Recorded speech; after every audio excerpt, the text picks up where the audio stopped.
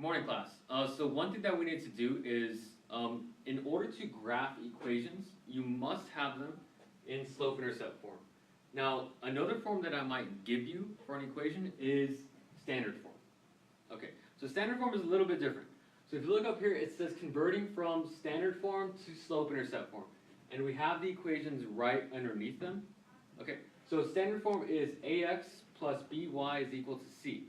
And what we see highlighted in green, those are just represent numbers. So a, b, and c, they're just numbers. That's all it is.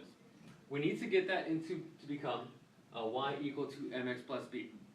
So what that means is that we need to solve for whatever y that we have. Okay, we have y over here. We need to isolate that and get this other stuff. We need to find what is our slope and our y-intercept in order to graph. Okay, so I've given you this equation over here. This is in standard form, where we have ax plus by equal to c. Where a, b, and c, they're just numbers. Okay, your first step, it will always be the same. The format is always the same. We have to get 6x to the other side. So I have a positive 6x. To get that to the other side, positive you can think of as adding, so you're going to subtract.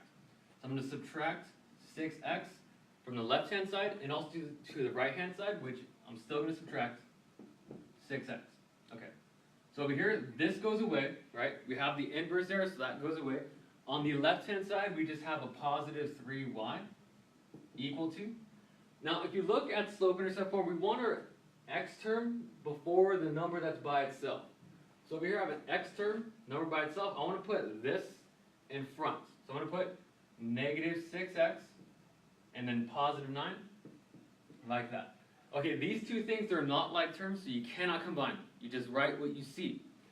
So now looking at this, we still don't have y by itself. We have this 3 right next to it. Well, when a number is next to a letter, they're multiplied, so we do the inverse of it, which is divide.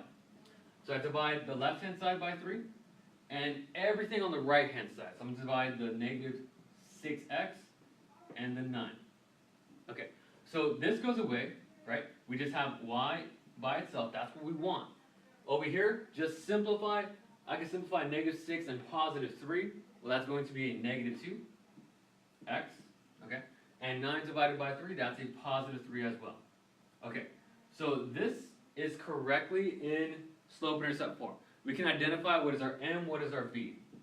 Okay, so I'm going to put m equal to and b equal to. Well, the m right over here is the number that's in front of x. Well, the number that's in front of x, that's a negative 2. And the b, the number by itself, is a positive 3. Before I can even graph, let's figure out slope. It must be written as a fraction. It's rise over run. Well, right now we have a negative 2. To make that into a fraction, you're just going to put it over 1. Okay, that's how we get a number into be a fraction. Now, from this, we need to start with something. In the last video, I talked about that m stands for move, b stands for begin. Okay, b is the y-intercept. So I cross the y-axis somewhere here. We're saying across the y-axis at positive 3. Well, on the y-axis positive 3, that means you're going to go up 3. So from the origin, go up 3. 1, 2, 3.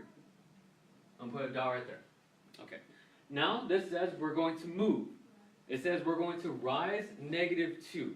Now rise negative 2, is that going to go up or down? Since negative, you're going to go down.